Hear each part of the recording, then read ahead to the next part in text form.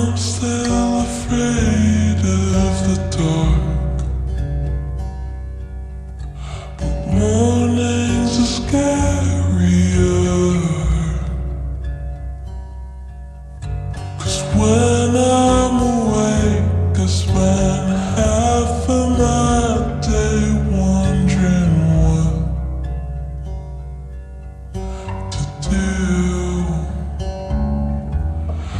I'll miss the 9 a.m. train, 'cause I slept through my alarm again. Forgetting to eat is affecting my sleep, but I guess that's just part of the trend.